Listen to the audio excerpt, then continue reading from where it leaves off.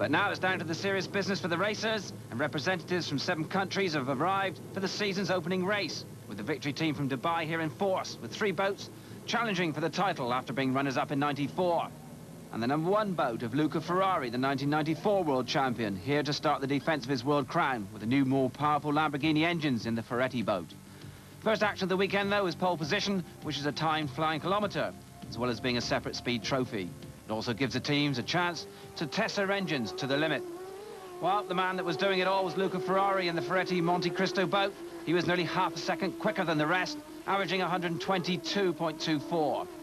Second was Domenico Achilli with his new Lamborghini engines, averaging 120.07 over the kilometre course.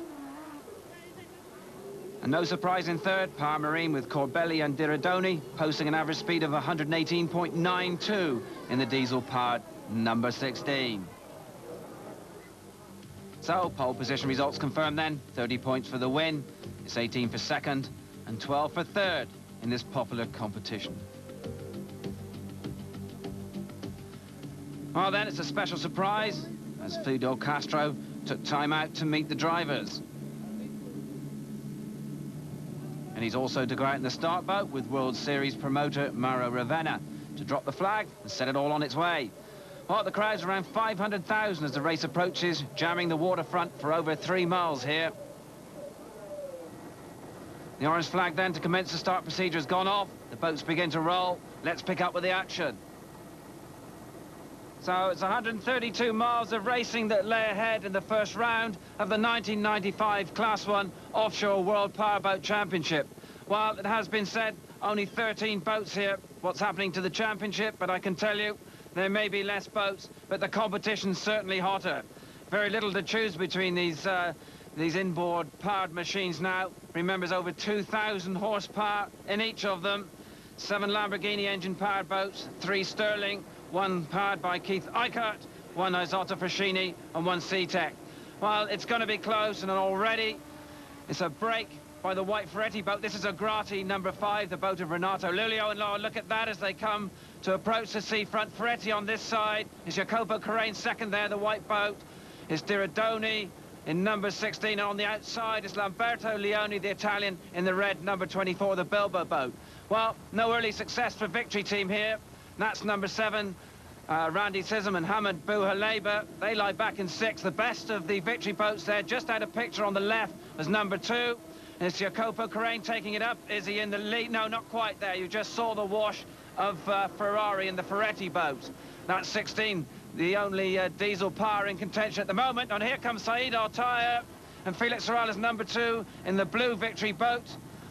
And lying there in 5th place was Domenico Achilli. That's Bilba on the outside. This, once again, picking the inside line, number 2, Felix Sorales and Saeed Altaya of the UAE. Oh, and there's the boat we saw in 5th. That's Domenico Achilli and the Lamborghini-powered Achilli Motors, number 8. Well, beginning to spread out a little here on the first lap, but still very, very little in it. And on the outside there now, number 2. Well, a change of plan here by Saeed Altaya and Felix Sorales. Well, I don't know what that's going to prove for them. That's the long way round, but oh, the skill in that crew, well, you wouldn't question too much. And following them wide, it's number 3. That's Karl van Hereb and Ed Collier, the 1993 Class 1 world champions. Well, there's got to be some tactics here. We're approaching the mark to turn seaward, so we'll see how it's worked out. Oh, and it's worked out stunningly for number 2. Well, you could see the ploy. They went wide, kept the power on, came through the washes and lead. Well, the same won't happen for this crew, number 3, Karl van Hereb and Ed Collier, but they'll certainly pick up positions. They were in 7th on the approach to the mark, and we'll see when they come out of this turn where they are. That's a lead then. And we've lost number 1, Ferrari, in the Ferretti boat, and we've lost number 4, Carrane. They drop back, so some brilliant driving here by the victory crew, and in fact by the red boat there, Lamberto Leoni. So this is the crew then that's won 3 out of the last 4 Grand Prix, including the 1994 results, that is, of course. And really, what a great start it is to this race. Well, here come the white boats of Carrane and Ferrari. And that is Carrane, Jolly Motor number 4, just 28 years old, a multi-millionaire. In battle then still with number 16. That's Diradoni. This is the lead. Approaching the end now of lap 1. And that is the distance. Oh, here comes Correa. Now he's going to go past Leone if he's not careful. Lamberto Leone loses his place there. And through comes Ferrari. Now the Lamborghini's beginning to make it pay. Moving back here.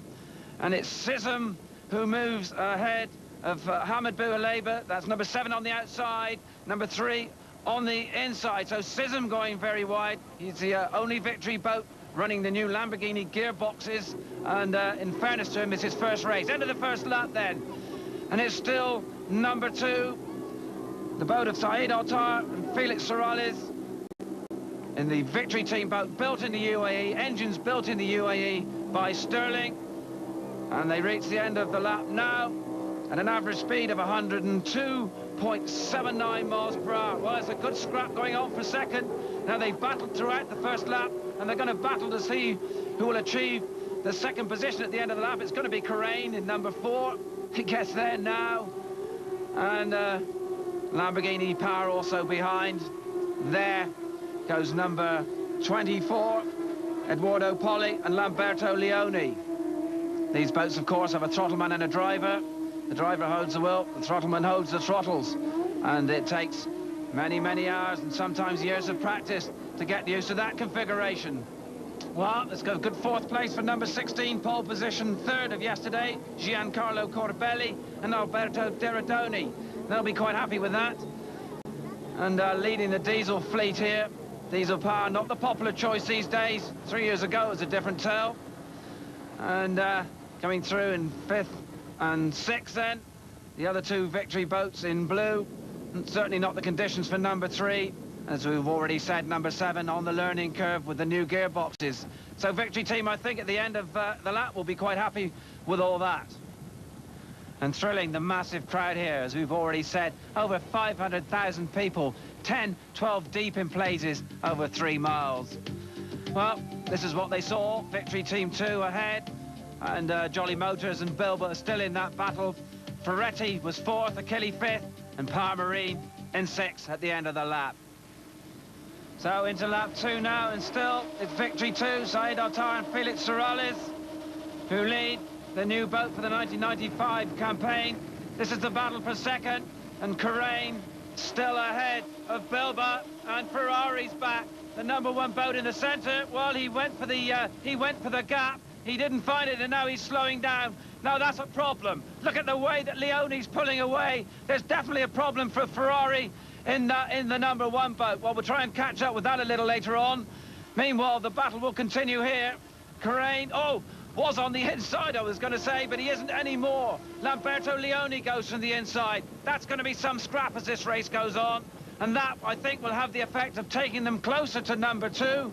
But they have some lead now as they come towards the end of the second lap. They had the luxury of slowing down a bit, but I don't think that's going to last too long. They're going to have to pick up their pace here as they move into the 3rd lap and towards the halfway point in this race. They're so very, very under control, as they have been in the last 4 races of the campaign in 94-95. This is the end of the lap then. And once again, and a great opportunity here to look at the principle on which the cap works. The air rushing down the tunnel, look, is forced out of the back, giving the lift. Only the props in the water pushing this 3.5-ton, 2,000 horsepower boat. Now here, I would say, at around 118 miles an hour. Remember, they lapped on the first lap at 102. I'll take a check on the second lap very shortly indeed. But on the straights, they're running at around 120. It really is very, very, very quick indeed in these flat conditions here at Havana. So back to second place, around about a half a mile down now, but certainly catching. Now, is that Correa in the lead? There is a wash, but of course that could be number 2. So where's Bilba? Oh, he's behind. There's Leone, just a little behind, just 150, 200 meters in that. So still that battle continues, and a lot of lift there from Bilba. Well, you'll have to be careful. It is flat, but you can see there is a residual swell from the wind we've had here over the last 2 or 3 days. There's Achille back in 5th.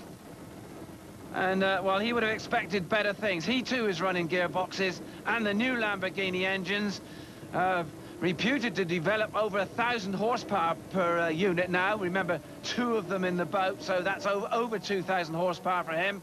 That's number 16, Giancarlo Corbelli and Alberto Diridoni. As we said, they were third. And this is number 3. Well, that's slowing down. So problems here for Karpan Hareb and Ed Collier. Well, Karpan Hareb not looking too happy there. And looking around, they're definitely off the plane and slowing down. So that looks mechanical to me. Oh, and off comes the harness, so they're stopping. Now then, that's put Sism up 1 place to 6th. There he is. So he'll be happy with that in one respect, but as team manager, he won't be happy in the other, because one of the 3 teams already, well, I can't say out because I don't quite know what's happened, but it did look a little terminal with Karpan Hareb taking those harnesses off. Well, through comes number 5, Renato Lulio in Agrati, another of the Lamborghini-powered boats. And a first look at 21, Adriano Panatta, the ex-Italian Davis Cup tennis player, on a different sort of pitch here, and down in 8th position for him. Well, he'll be a little disappointed with that. And the second of the diesel-powered boats, number 14 through now, Matteo Nicolini and his brother in Develop, and the C-Tech-powered engineer. Oh, and number 3 is going again, so Karpan Hareb and Ed Collier have sorted out the problem.